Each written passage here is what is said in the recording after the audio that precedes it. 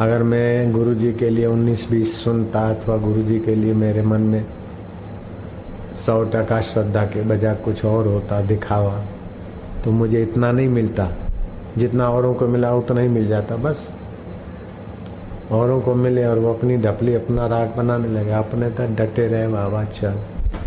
आखिरी श्वास गुरु जी ने मेरी गोद में लिया और उस समय जो निगाहों से जो कुछ हुआ वहाँ वाणी नहीं जाती। जो नित्य उनका सेवक था, आखिरी समय देखो गुरु की कैसी कृपा होती। जो मेरे को धकेलना चाहता था वो नित्य का सेवक था, मैं तो अलग जाके गुरु जी आज्ञा किया वहाँ जाके साधना की, कभी कभी मिलता। जो मेरे को भगाने में लगा, गुरु जी को जाने का समय हुआ तो उसको डबल ने भगा कर ले गया। जो मेरे को भगाने में लगा, जब गुरु जी को दे जाना था तो उसको डबल ने भगा कर ले गया। गुरु जी का खजाने देखता रह जा। कर्मों की गति हम सहते गए थे और वो करता गया था, हम सहते गए। सहन करे वो संत, हम सहते गए। अब हुआ क्या कि गुरु जी को जब आखिरी यात्रा करनी थी तो तबीयत जरा 10-5 मिनट हृदय का दम्मा चल पड़ा। अब उसको लगा डबल। आखिरी श्वास और आखिरी आंख बंद करना गुरु जी और हम ही थे, दूसरा कोई बंदा नहीं। देखो नियति कैसी है, कर्मों की गति कैसी है। जो सहन करता है और ईश्वर के लिए गुरु के पास टिकता है, ईश्वर व्यवस्था कैसे करता है कि उसी समय डबल। बोले यार मैं चाहता, मैं कहा जाओ आराम से करो, खूब जाओ।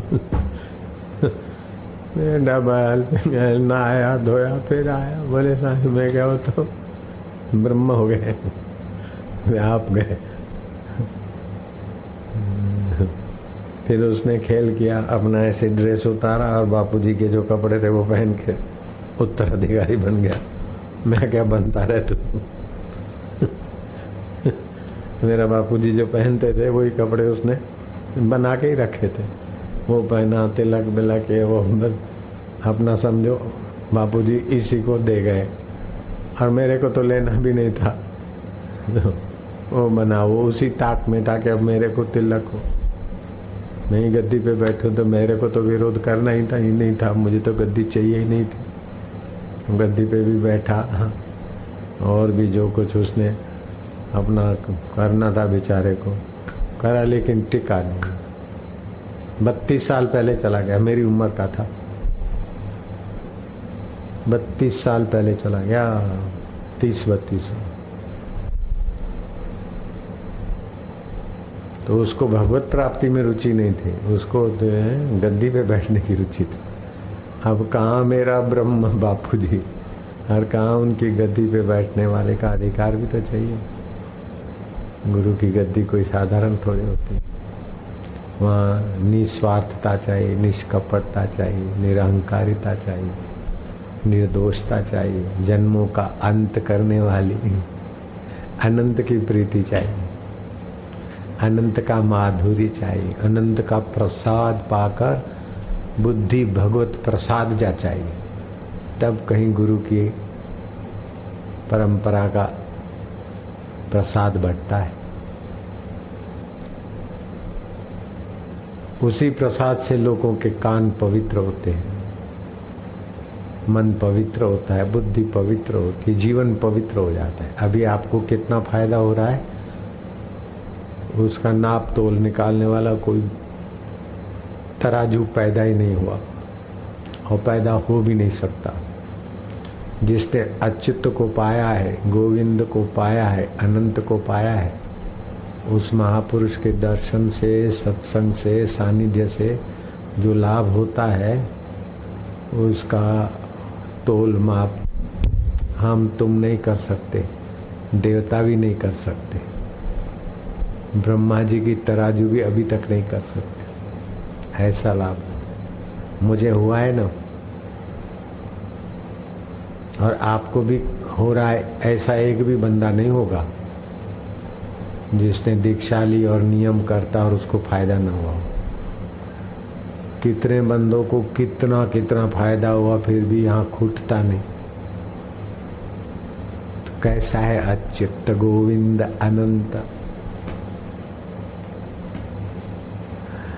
अच्युताय गोविंदाय अनंताय नाम भेषजा।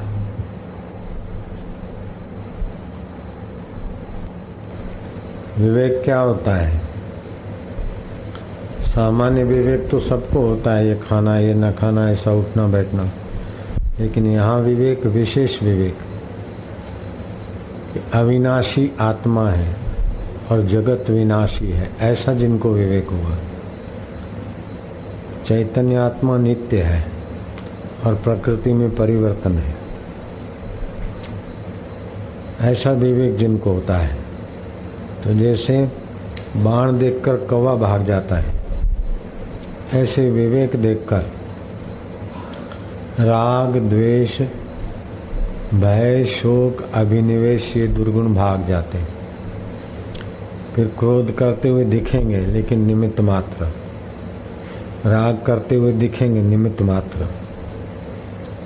राग में सामान्य आदमी रागी हो जाता है, लेकिन वो जिनको आत्म प्रसाद की प्राप्ति हो गई वे राग में रागी नहीं होते हैं, व्यवहार में लेपायमान हुए होते हैं और अपने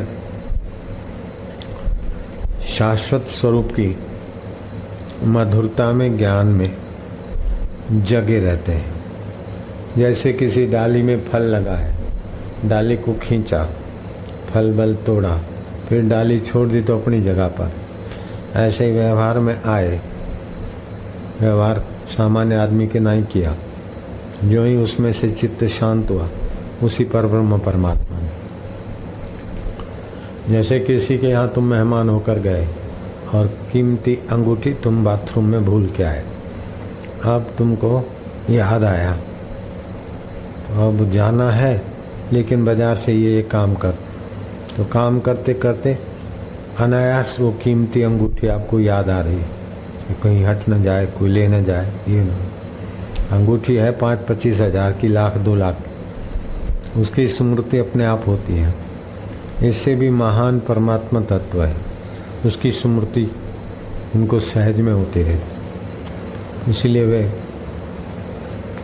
व्यवहार में होते हुए भी बार बार अपने आत्म स्वभाव में, उनको रटना नहीं पड़ता, खोजना नहीं पड़ता कि परमात्मा कहाँ है, आत्मा कैसा है। गुरु की कृपा से साधन भजन करते हुए, सत्संग करते हुए आ गई समझ में बात, बैठ गई अंतःकरण में, बस हो गया। फिर उसी में रमण करते हैं। उठत बैठत ओई उठाने, कहत कबीर हम उसी ठिकाने। ऐसे महापुरुष आत्मा में होते तो उनके प्रति जो सद्भाव करते, उनको भी रस ज्ञान और प्रेरणा मिलती। जैसे हम साधना करते थे तो गुरु जी का चिंतन करते, गुरु जी से बातें करते तो प्रेरणा मिलती थी, बड़ा आनंद रहता था। ऐसे करते करते गुरु का आत्मा अपना आत्मा एकाकार हो जाता है।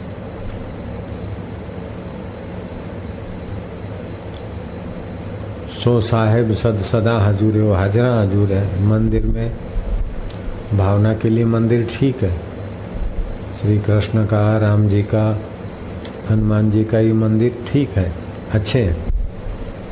लेकिन उन मंदिरों में जाने का फल है कि हृदय मंदिर में जाने वाला सत्संग मिल जाए। हृदय मंदिर में आए तो फिर राग द्वेष चिंता भय शोक अभिनिवेश, जैसे तीर को या पत्थर को देख के कौवा भाग जाता है, ऐसे विवेक के आगे ये सब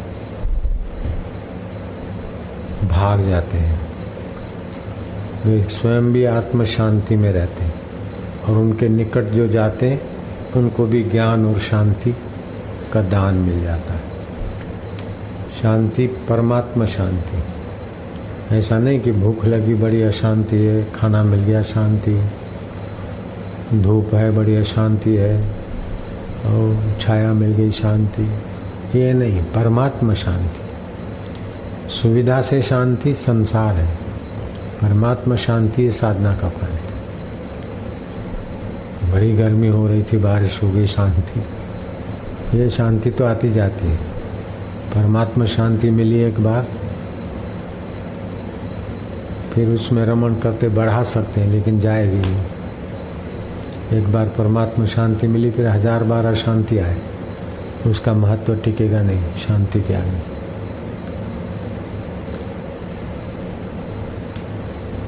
एक बार सूरज को देख लिया, फिर 1000 रात्रियां चाहिए, 1000 रात्रियां आई, फिर भी सूरज का ज्ञान नहीं छीन सकती।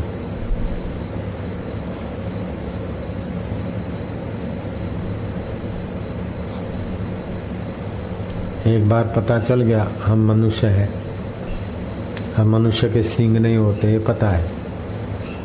फिर कोई कह दे तुम्हारे सिर पे सींग है, तो आप क्या बोलोगे?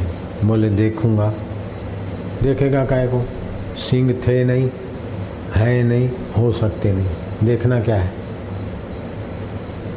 मनुष्य के आपको कोई कह दे तुम्हारे सिर पर सींग है, तो क्या देखोगे सींग है कि नहीं? अरे बोले चल, अरे तुम सींग वाले प्राणी हो, अभी नहीं है पहले थे तुम्हारे को सींग, अथवा अभी नहीं है पहले नहीं थे बाद में होंगे। न पहले थे, न अभी है, न बाद में रहेंगे। तीनों काल में मनुष्य को सींग नहीं होते, खरगोश को सींग नहीं होते। ये ज्ञान हो गया तो फिर कोई आपको पटाए फुसलाए तो आप उसमें नहीं जा सकते। ऐसे ही आत्मा में दुख नहीं होता, शोक नहीं होता, भय नहीं होता, जन्म मृत्यु नहीं होता। तुम आत्मा हो, उसको जानने से मुक्त आत्मा हो जाओ। जन्म मृत्यु होता है अज्ञान से, जन्म मृत्यु होता है संसार को सच्चा मानने से और अपने को न जानने से। अपने को मनुष्य जान लिया तो मैं सींग वाला हूँ ऐसा कोई मानोगे क्या? ऐसे अपने को आत्मा जान लिया तो फिर मैं जन्मने मरने वाला हूँ ऐसा नहीं मान सकते। जन्म होता है शरीर को मैं माना, संसार को सच्चा माना, निवरे रहे, तब जन्म मरण होता है। आत्मा को मैं जाना, संसार को स्वप्ना जाना, चैतन्य को अपना जाना, नित्य है, शुद्ध है, फिर जन्म मरण काय होगा? भोगने की वासना होगी तो जन्म मरण होगा। ऊपर के लोकों में जाएगा, फिर चंद्रमा के किरणों से वस्तु में आएगा, फिर पिता के शरीर के द्वारा माँ के गर्भ में आएगा, फिर नाली में बहेगा। ये सारे दुख उसके सदा के लिए छूट जाते हैं, क्योंकि आत्मा का विवेक हुआ है। आत्मा विवेक के लिए ही मनुष्य शरीर मिला है। बोले मांगो तो मिलेगा, खोल खटखटाओ तो खुलेगा। भगवान से रोटी मांगो, रोटी तो नहीं मांगने वाले कीड़े मकोड़ों को भी देता है भगवान। कीड़े मकोड़े कहाँ प्रार्थना करते? हम जंगल में घूमने जाते हैं, वहाँ कीड़े के लिए खाने की कोई चीज़ नहीं दिखती, फिर भी जी रहे हैं, मकोड़े जी रहे हैं। तो आज थोड़ा गायों को खिलाया, फिर मन में हुआ चलो उनके लिए ले जाओ। तो कीड़ों के मकोड़ों के जहाँ मिल थे वहाँ डाला। तो उन्होंने तो मेरे को नहीं बोला कि हमको खाने को दो। अगर हम नहीं भी डालते तो इतने दिन जिंदे थे तो क्या आज मर जाते क्या? ऐसा हमारे को स्वाभाविक हुआ, चलो ये जाएगा।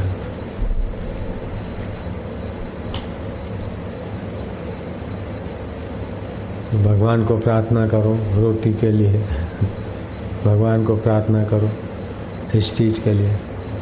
ये बहुत छोटी स्थिति है। भगवान को प्रार्थना करने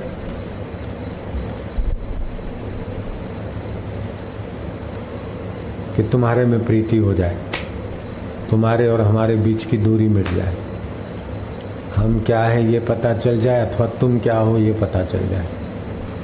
भगवान को जान लोगे तो अपने को जान लोगे, अपने को ठीक से जान लोगे तो भगवान अनजान नहीं रहेंगे। भगवान से मांगे तो ऐसा मांगे, भगवान से मांगो मैं पास हो जाऊँ, मुझे रोटी मिले, मुझे फलाना मिले, मरने के बाद स्वर्ग मिले। तो क्या तुम भगवान से मांगो?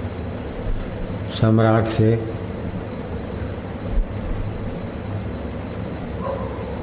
चार पैसे मांगना, सम्राट से चना मूंगफली मांगना, ऐसा हुआ? भगवान तो भगवान है, और वो आत्मा होके बैठे कि आप में प्रीति हो जाए। हे नाथ, मैं आपको भूलूं नहीं, आपका ही ज्ञान मुझे मिले, आपका प्रेम मिले। आपका प्रेम होगा तो ये भक्ति हो जाएगी, आपका ज्ञान होगा तो ये साक्षात्कार हो जाएगा। आपके लिए कर्म करूँगा तो कर्म योग हो जाएगा। लेकिन आपकी सत्ता लेकर संसार को चाहूँगा तो मैं तो संसारी हो जाऊँगा, दुखी सुखी होते हुए जिंदगी बिता दूँगा, अहंकारी हो जाऊँगा। मैं धनवान, मैं बुद्धिमान, मैं दुखी, ये भी तो अहंकार है। अहंकार कोई तो होता है मैं दुखी, मैं सुखी, मैं पापी, मैं पुण्यात्मा।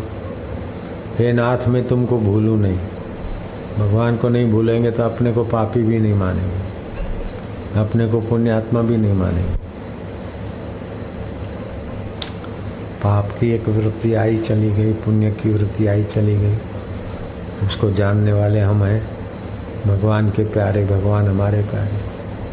अपने को ऐसा मानकर किसी कटघरे में नहीं खड़े रहो, मैं तो ऐसा हूँ, मैं तो ऐसा हूँ, मैं तो वैसा हूँ। ये तो मन के भाव है, वो तो कई बदलते रहते हैं। इन सब की बदलाहट को जानने वाला मैं तो परमात्मा का हूँ, परमात्मा मेरे है। ये हो गया भक्ति। भक्ति में प्रीति तो रस आएगा। इधर उधर की बातें कर करके संसार को सच्चा बनाना और अपने को पापी पुण्यात्मा, भला बुरा, इसका उसका, ऐसे झंझटों में क्यों डालना? बात करे तो भी सारभूत करनी चाहिए, कट टू कट। ज़्यादा बातें लंबी नहीं करनी चाहिए। जो लंबी बात करता है तो उसको सुनने वाले पसंद नहीं करते। फिर वो लंबी बात करने वाले की बात कट भी जाती और सुनने वाले के हृदय से कीमत भी घट जाती, बात को खींचते। इसलिए मैंने ऐसा सोचा था, अब तो ये बात सीधी कर, इसलिए वैसलिए। कईयों की ऐसी आदत होती। समय सब फालतू नहीं गवाए। सत्संग में भी सार बात आए, लंबा छोड़ा। मैंने कई बार बताया था, आज नए होंगे तो बताता हूँ। ये गुलाब का फूल है। अभी मैंने बोलकर मेरा समय खराब किया, तुम्हारा भी समय खराब किया।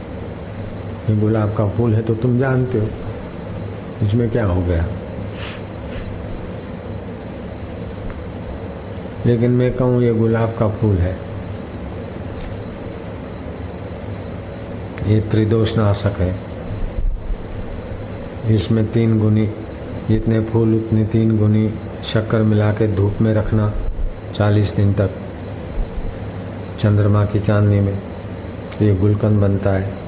थोड़ा गुलकंद खाने से गर्मी संबंधी बीमारियां शांत होती हैं, तब तो ठीक है। इससे भी ऊंचा है तो ये गुलाब है। इसमें पृथ्वी, जल, तेज, वायु, आकाश 5 भूत है, और 5 भूतों का आधार प्रकृति है, और प्रकृति का आधार परमात्मा है। ये परमात्मा के आधार से बना, उसके आधार से दिख रहा है, और उसी आधार में ये विलय होगा। तो मैंने तुम्हारे को बताया तो मेरा समय सार्थक हुआ और तुम्हारी ज्ञान वृद्धि हुई।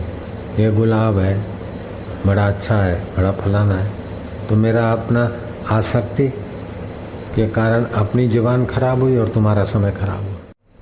वस्तुओं का प्रशंसा करके उसमें फंसो मत, आसक्ति करके फंसो मत, द्वेष करके उलझो मत।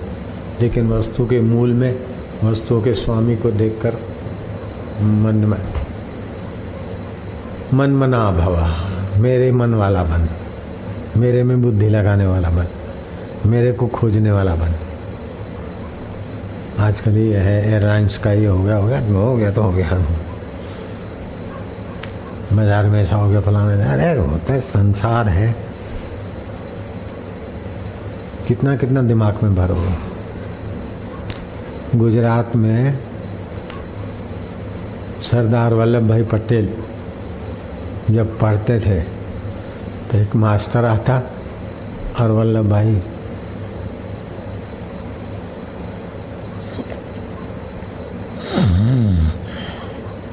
नींद कर लेते। मास्टर बड़ा चिढ़ता, ठीक होते। एक दिन मास्टर ने डांट के पूछा कि जब मैं आता हूँ तभी तुमको नींद आती, बाकी के पीरियड में नहीं आती? बोले साहब आप इधर उधर की बातें करते हैं, उनसे हमारा कोई लेना देना नहीं।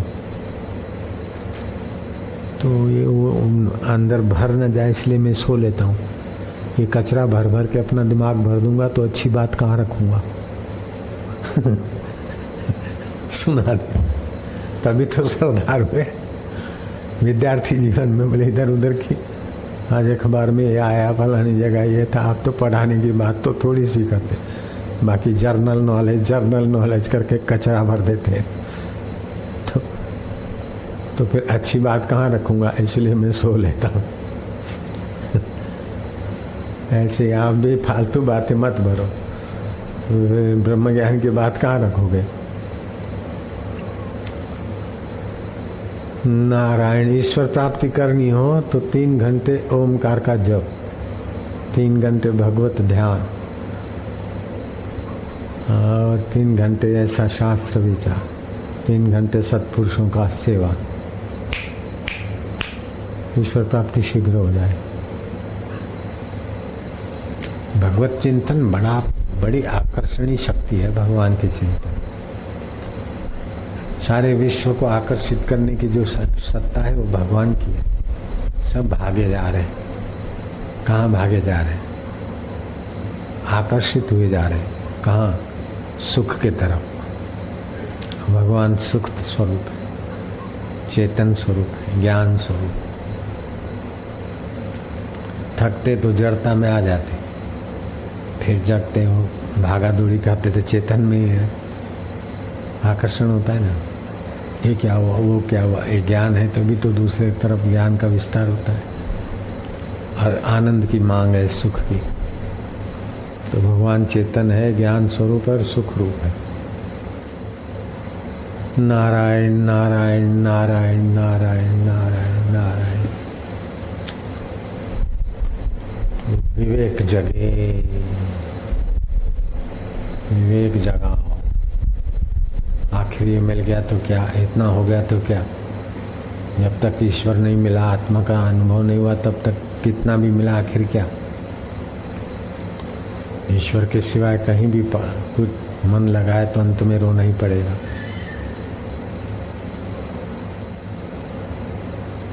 ईश्वर में मन लगाना कठिन नहीं है।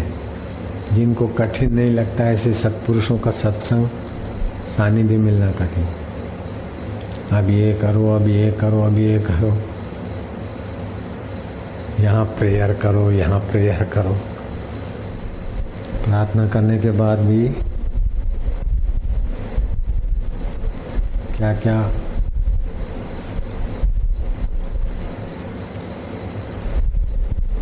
करके सुखी होने के लिए भटकना पड़ता है, तो प्रार्थना का फल क्या?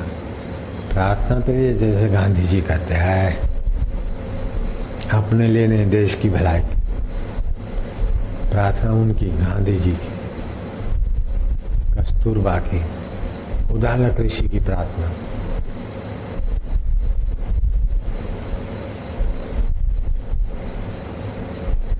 और भी जो सात्विक हैं, जिनका खान पान पवित्र है, प्रार्थना तो ऊंचे में ऊंची प्रार्थना ये है कि बस मैं सुखी हो जाऊं, मुझे ये मिल जाए, ऐसा नहीं। मैं क्या हूं ये पता चल जाए, अथवा आप कैसे मिले इसकी आप ही खबर दे दें। आप में रुचि हो जाए, आप में प्रीति हो जाए।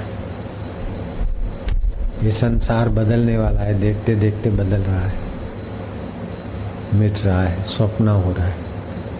लेकिन उसको जानने वाला ये देव मैं हूँ, उस पर संसार का पर्दा लगा है। मैं माई हूँ, भाई हूँ, अग्रवाल हूँ, पंजाबी हूँ, शर्मा हूँ, ये सब अहम के हैं, कवर हैं। ये सब हट जाए और मैं वास्तविक में जो हूँ उस प्रसाद में खो जाऊँ।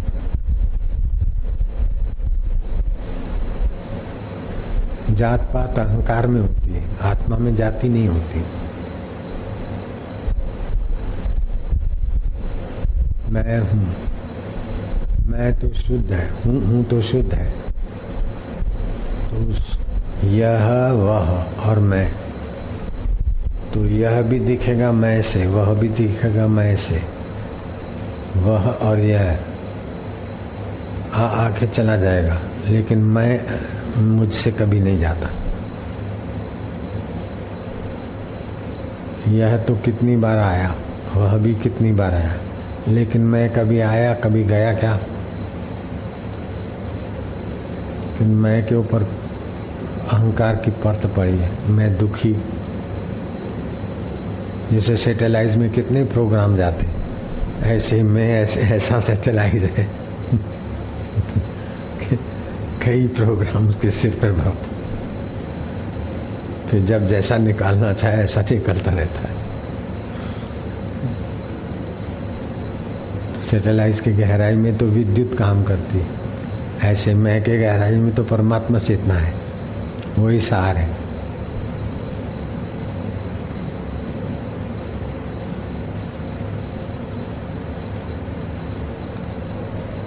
विद्युत के बिना सैटेलाइट सिस्टम नहीं काम करती होगी, करती होगी क्या? मेरे को नहीं लगता। हालांकि मेरा वो विषय नहीं है, लेकिन चाहिए।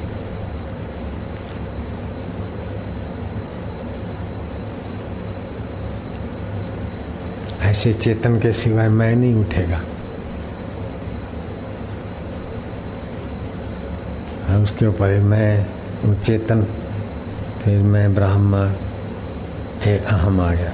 मैं गरीब, ये भी अहम है। मैं दुखी, ये भी अहम है। मैं बहुत जानता हूँ, ये भी अहम है। मैं नहीं जानता हूँ, ये भी अहम है। मैं पापी हूँ, ये भी अहम है। पुण्यात्मा हूँ, ये भी अहम है। मैं क्या करूँ, ये भी अहम है। सैटेलाइट में कितने प्रोग्राम हो जाते हैं, इंटरनेट में कितना लोग डाल देते, भरते जाओ भरते जाओ। ऐसे ही चैतन्य की सत्ता में जो संस्कार डाल दो, फिर एक जन्म पूरा हो, कई जन्म तक घूमता रहे। अब क्या करें? हटाओ उस सारे प्रोग्रामों को, शुद्ध रूप से देख लो।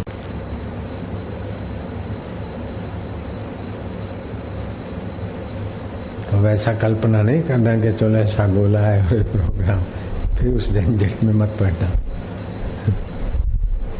नहीं तो फिर नई गाड़ी नई पटरियां बनाएगी। आप कैसे मिले आप ही जानते हैं महाराज, हम नहीं जानते कि आपको हम कैसे खोजें।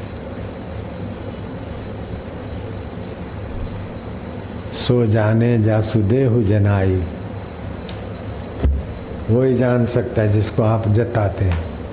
सो जाने जासुदेहु जनाई, जानत तुम ही हो जाए। आपको वही जान सकता है जिसको आप जताते, और जिसको आप अपना आपा जताते वो आपमय हो जाता है। तो महाराज हमें आपकी प्रीति दीजिए, आपकी भक्ति दीजिए। आपका वास्तविक स्वरूप क्या है? हम तो आपके वास्तविक स्वरूप की सत्ता लेकर उसके ऊपर मैं के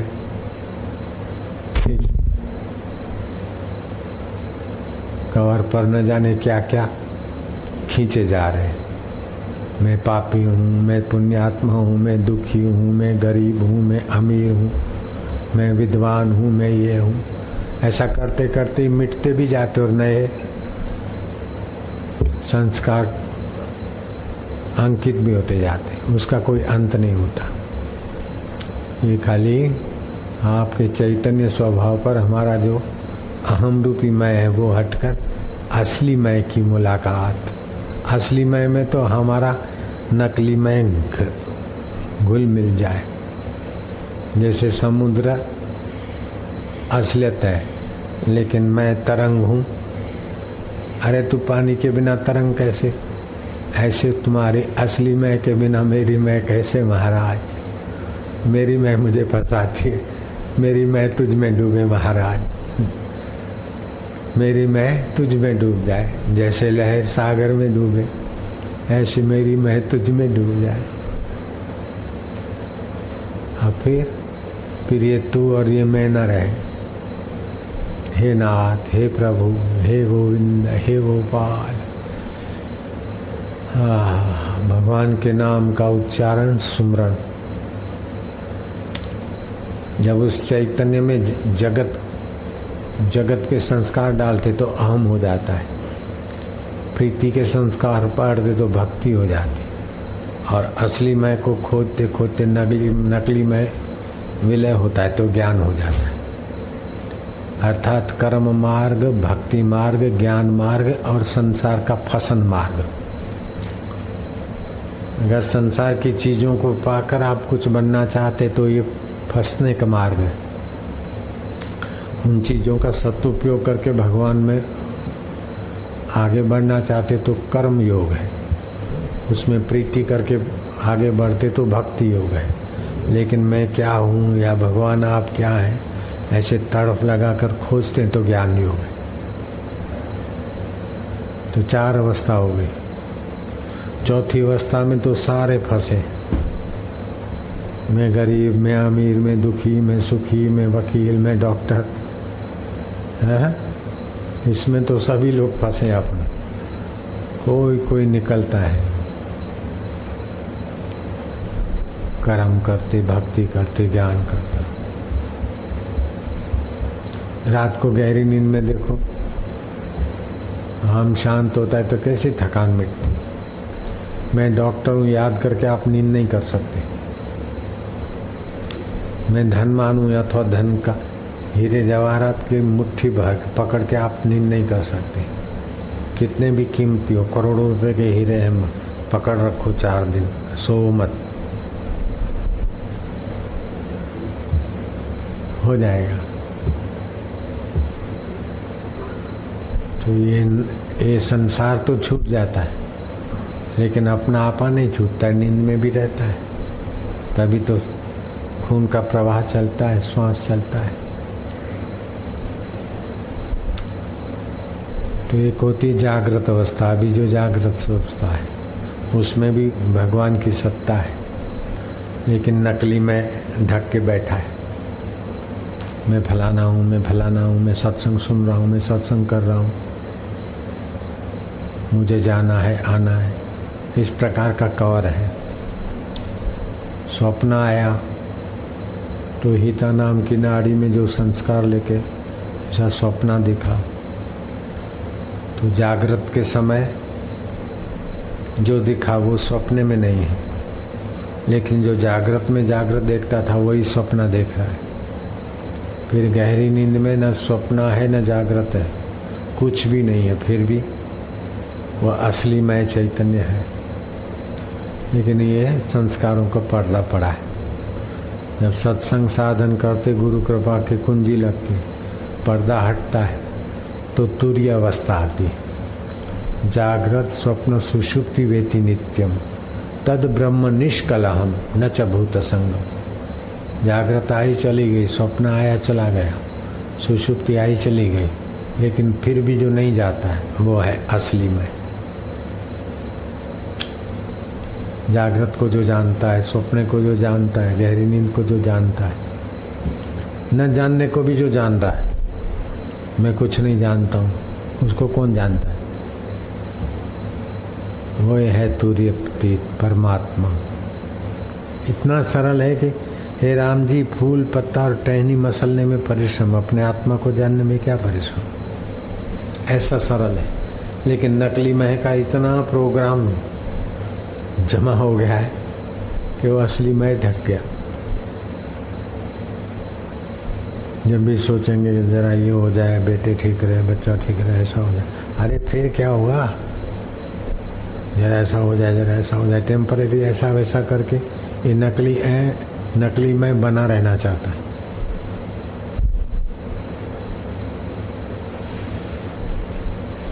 अनल हक वो मैं हूँ, जो असली है वो मैं हूँ। नकली शरीर मन बुद्धि में नहीं हूँ, दुख सुख में नहीं हूँ, गरीब अमीर में नहीं हूँ।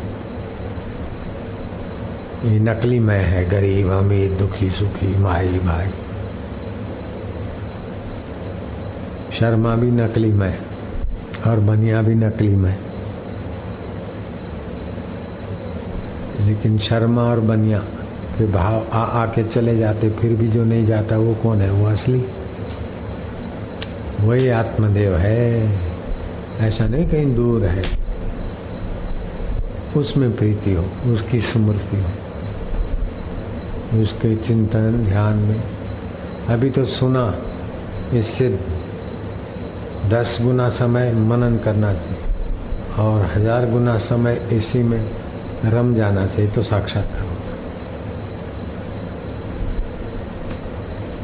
सुनने से इतना लाभ होता है तो मनन भी करते हैं, नित्य ध्यासन होता है। इसीलिए हम एकांत में रहते हैं और वो एकांत में रहने का स्वभाव अभी भी है। ये तो आप आते तो जरा मिलने को आता हूँ, नहीं तो मैं तो दिन रात उसी में रहूँ तो कोई टोटा नहीं।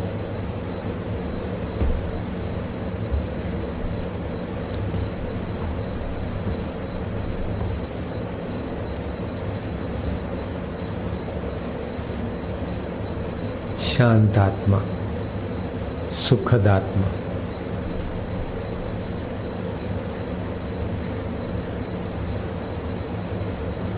जितना धर्म के लिए करेंगे, अपनी संस्कृति के लिए करेंगे, उतना नकली में ढीला होगा।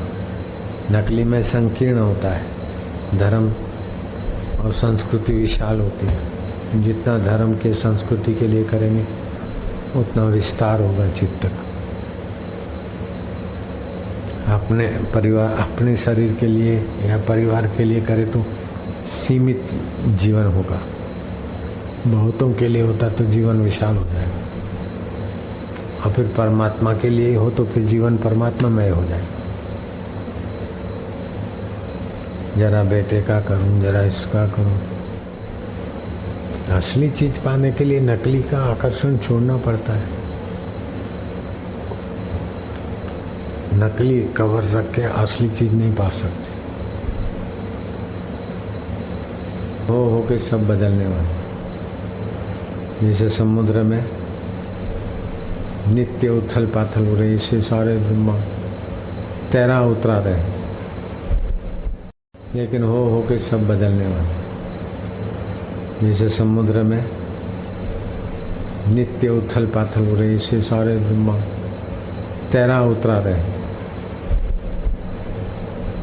जैसे सरोवर के पानी से कल्पना करो, बर्फ के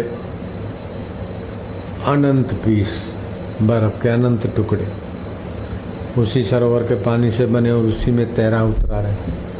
ऐसे ही असली मैं में सारे नकली में तैरा उतरा रहे।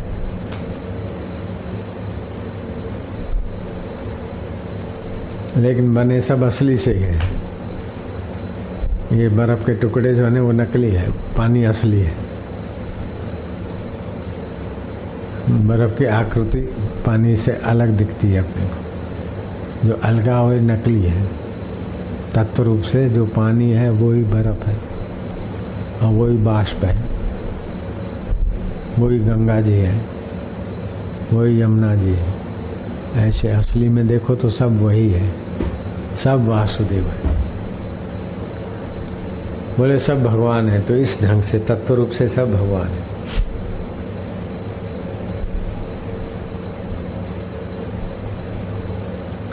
जल्दी परमात्मा प्राप्ति हो न तो बार बार ही सब वासुदेव है। तो जहाँ पहुँचना है उसका इरादा पहले से करो। बड़ी कल्याणमय भावना है। वासुदेव सर्वमिति समात्मा सुदुर्लभ। पक्षी की चहचहाट, हाथी का चिखाड़ना, घोड़े का हुंकारना, सब तेरी लीला है, सब तू ही है, सब तू ही। ऐसा चिंतन करो तो भी काम हो जाए। आप पे लाडा, लाडा भी तू ही बनाए, लाडी भी तू ही बनाए, माँ दुल्हा दुल्हन तू ही लीला कर।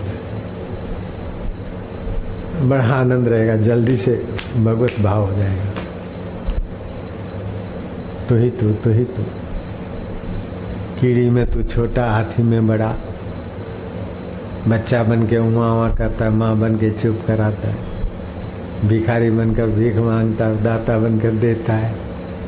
चोर बनकर चुराता है और सिपाही बनकर भागता है। ऐ तेरे यार, तेरे को हम समझ गए। ये लोग ऐसे, अरे आजकल तो ये पढ़ो। हे राम जी, जैसे जहाज के आश्रय से समुद्र के पार होते हैं, वैसे ही संत जन संसार रूपी समुद्र से पार करने वाले हैं। जिनको संत जनों का आश्रय हुआ है वे ही तरे हैं। संत जन संसार समुद्र के पार के पर्वत हैं। जैसे समुद्र में बहुत जल होता है तो बड़े तरंग उछलते हैं और उसमें बड़े मच्छ रहते हैं, पर जब उसका प्रवाह उछलता है तब पर्वत उस प्रवाह को रोकता है और उछलने नहीं देता। वैसे ही चित्त रूपी समुद्र में इच्छा रूपी तरंग और राग द्वेष रूपी मच्छ रहते हैं, और जब इच्छा रूपी तरंग का प्रवाह उछलता है तब संत रूपी पर्वत उसको रोकते हैं। सुबह जल्दी स्नान करना, जप करना, ध्यान करना, सेवा करना, स्मृति करना, ये सब शुभ गुण है। ये जीव को ईश्वर प्राप्ति की योग्यता देने में मदद करते हैं। ये पुण्य कर्म है, सात्विक है। निंदा करना, देर से उठना, अरे बोले इसने उसको मार दिया था, आ गया तमस आया तो मार दिया, मुक्का मार दिया उसने, उसको ऐसा कर दिया, तो तमस वृत्ति आती है। कभी रजस आती है, कभी सात्विक आती है। ये तो सभी में होता है, तमस रजस सात्विक। तो स्नान दान पुण्य करते तो सात्विक ज्यादा रहता है। जरा सत्कर्म से सत्व बढ़ता है।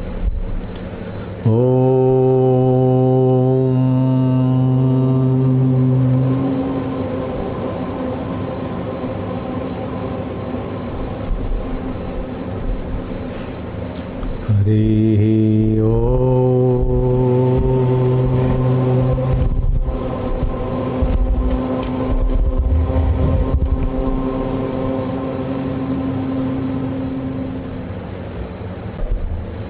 जगत देखते देखते बीत रहा है, तो बीते हुए को याद करके शोक मनाना, आने वाले का भय करके भयभीत होना, ये साधारण व्यक्तियों का स्वभाव होता है। जो तुम्हारे सरीखे राम जी, तुम्हारे सरीखे जो हैं वो बीते हुए का शोक नहीं करते और आने वाले का भय नहीं करते। वर्तमान में यथा योग्य व्यवहार करते हैं, लेकिन कर्तृत्व के बोझ से रहित होते। न चाहने पर भी सुख आता है, यश आता है। ऐसे न चाहने पर भी दुख या अपयश या रोग, ये सब प्रारब्ध और प्रकृति के प्रवाह में आता रहता है। मूढ़ मनुष्य इसमें सतबुद्धि करके या तो इतरा जाते या तो घबरा जाते, लेकिन ज्ञानवान न अहंकार करके इतराते हैं, न परिस्थितियों से डर कर घबरा जाते हैं, प्रतीत प्रवाह में यथा योग्य करते। तुम सदा ज्ञान की दृष्टि लो। हे राम जी, सूरमा होकर युद्ध करो, लेकिन अंदर से शिला की नहीं रहो। लेते देते खाते रहो, हम मना नहीं करते, लेकिन अहंता मत करो। लेने देने खाने करने कराने की अहंता मत करो। जो जिसमें अहंता करता है और ममता करता है उसी में फंसता है। तो अहंता करनी हो तो अपने वास्तविक शुद्ध आत्मा में करो कि मैं चैतन्य हूँ, मैं आत्मा हूँ। अथवा अहंता करो मैं भगवान का हूँ, भगवान मेरे हैं, मैं फलाना हूँ और फलानी वस्तु मेरी है। ये अहंकार है, ये जीव को दुख देता है। लेकिन मैं भगवान का हूँ, भगवान मेरे, ये प्रेमा भक्ति को। और वास्तविक मैं क्या हूँ और भगवान क्या है उसको खोजे तो ये ब्रह्म ज्ञान हुआ। भगवान के निमित्त दूसरों की यथा योग्य शास्त्र सम्मत सेवा करे अपने बल के अनुसार, ये कर्म योग हो गया। कर्म योग से अपने आत्मदेव को जान लो, भक्ति योग से अपने आत्मदेव को जान लो, अथवा ज्ञान योग से जान लो, अथवा तीनों साधन थोड़े थोड़े करके सत्पुरुष की कृपा से जान लो, अथवा ये तीनों साधन नहीं है लेकिन कोई ज्ञानवान है, गीता में आता है, और उनके बताए हुए मार्ग के अनुसार उनमें श्रद्धा भक्ति करके उस आत्मदेव की यात्रा करो तो भी ज्ञान हो जाएगा। लेकिन अपने आत्मा का ज्ञान पालो। दुनियावी ज्ञान तो पेट भरने तक का है, और कितना भी पेट भरने के साधन हो, हृदय को भगवत रस से नहीं भरा, भगवत ज्ञान से नहीं भरा, भगवत शांति से नहीं भरा तो जीवन व्यर्थ हो जाता है। पेट तो कीट पतंग भी पाल रहे हैं, कुत्ते और घोड़े, गधे और मेढक और चूहे, गिलहरियाँ भी पेट भर लेती और बच्चे कर लेती। ये कोई बड़ी बात नहीं। अपने जीवन को ऐसा संवारो कि किसी भी परिस्थिति का प्रभाव चित्त में ना पड़े और चैतन्य स्फुराता रहे, उसकी सत्यता दिखती रहे। मरने से डरो नहीं, किसी को डराओ नहीं। आप भी ज्ञान बढ़ाओ और दूसरों का भी ज्ञान बढ़ाए। आप भी प्रसन्न रहो, सुखी रहो, दूसरों को भी सुख दो। ये आपका असली स्वभाव है। मरने से डरना डराना ये नकली स्वभाव है। नकली शरीर को मैं मानकर डरना डराना होता है। नकली शरीर में जड़ता होती है, नकली शरीर में दुख है। कितना भी खिलाओ पिलाओ घुमाओ फिर भी कभी न कभी कोई न कोई खांसी दम्मा बीमारी ये वो, अंत में जलाओ और मरो। तो ये तुम्हारा असली स्वभाव नहीं है। असली स्वभाव तुम्हारा सत्य है, असली स्वभाव तुम्हारा चेतन है, असली स्वभाव तुम्हारा आनंद है।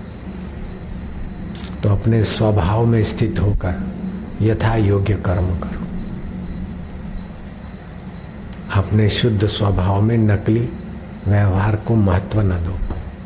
जैसे रंगमंच पर कोई नाटक करता है, हरिश्चंद्र बनता है और थोड़ी देर के बाद चपरासी बनकर आता है, फिर जाकर वेश बदल कर तीसरा पार्ट अदा करता है, तभी भी उसको पता है कि मैं वही हूँ। इस प्रकार प्रारब्ध वेग से जो कर्म आ जाए, पत्नी के आगे पति, पिता के आगे पुत्र, गुरु के आगे शिष्य, शिष्य के आगे गुरु का व्यवहार करो। लेकिन अंदर से जानो कि ये सब माया मात्र है, ये मात्र संसार का एक खिलवाड़ मात्र है। सत्य चित्त आनंद स्वरूप परमात्मा मेरा ज्यों का त्यों है। ओम शांति, ओम माधुर्य, ओम प्रभु जी, ओम प्यारे जी, ओम मेरे जी, ओम ओम ओम।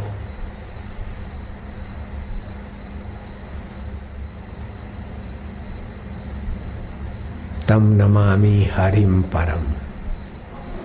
जो परम पुरुष है, जो पाप ताप और अज्ञानता हर लेता है, मैं उसे नमस्कार करता हूँ।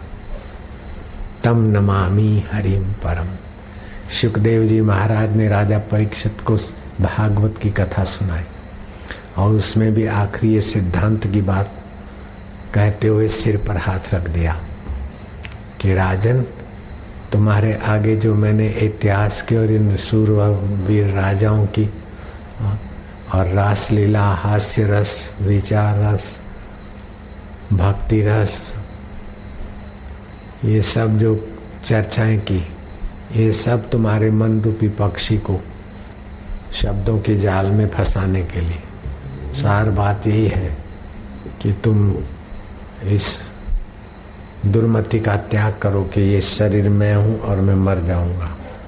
तुम शरीर पहले भी नहीं थे और बाद में भी नहीं रहोगे, लेकिन तुम चैतन्य हो। अहम ब्रह्म परम धामम, ये भागवत में आता है।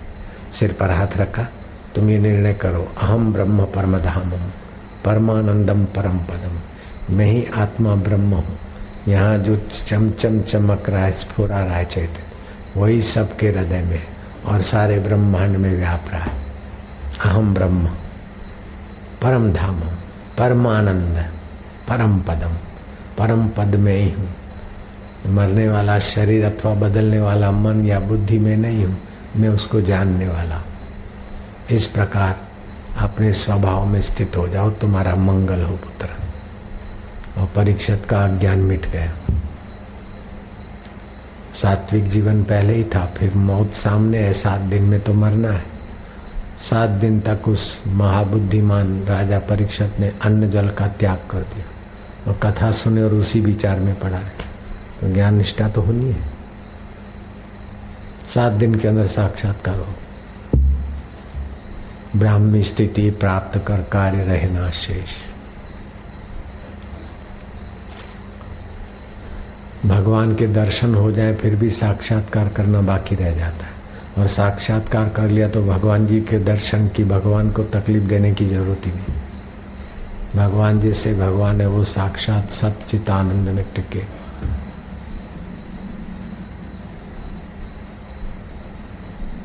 ओम ओम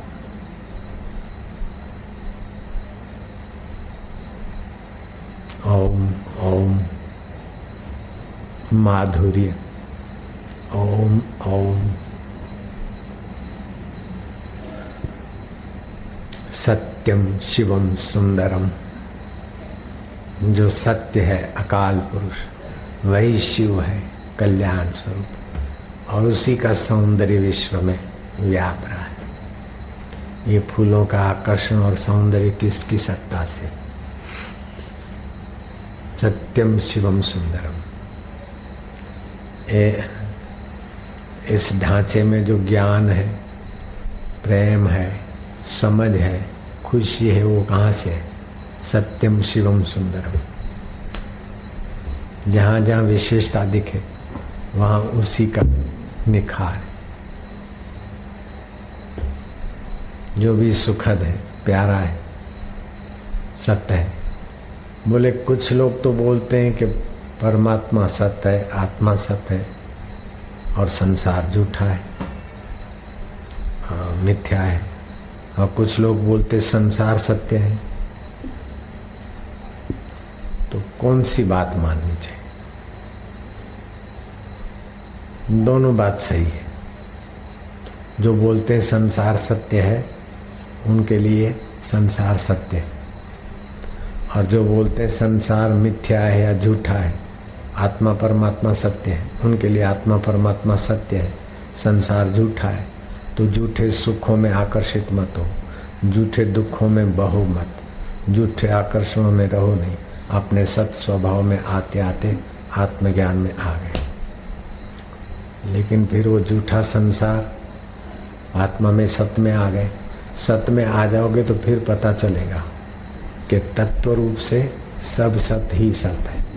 वो तो पैदा होता है, दिखता है, बदलता है, लेकिन नष्ट नहीं होता। जैसे ये फूल है, दिखे हैं, तुमको लगेगा नष्ट हो गए, लेकिन इसके कण जहाँ से आए वहाँ चले जाएंगे। जल जलीय अंश में जाएगा, गंध गंध अंश में जाएगी। तो इस प्रकार कोई चीज़ नष्ट नहीं होती। बालू का एक दाना भी नष्ट नहीं कर सकते। उसको पाउडर बनाकर आँखों से ओझल कर सकते हैं, लेकिन वातावरण में रहेगा। ये उसकी सत्ता है। उसके घनीभूत में चेतनता भी छुपी है, आनंद भी छुपा है। तो ज्ञान होने के बाद सारा जगत सत स्वरूप मान लो अथवा ब्रह्म रूप मान लो, अथवा जगत परिवर्तित होता है, स्वप्न है, तो अपने को व्याप्त ब्रह्म के रूप में देख लो। फिर जन्म मृत्यु जरा व्याधि ये सब नीचे के भाव में रह जाते हैं। आप ब्रह्म भाव में आ गए।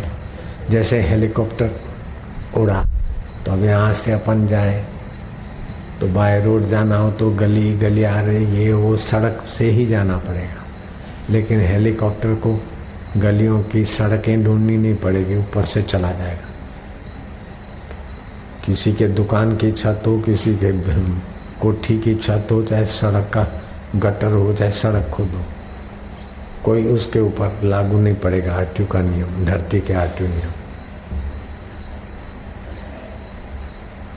ऐसे ही आप अपने सत स्वभाव में आ गए तो प्रकृति जनित पुण्य पाप सुख दुख जन्म मरण नहीं लगेगा।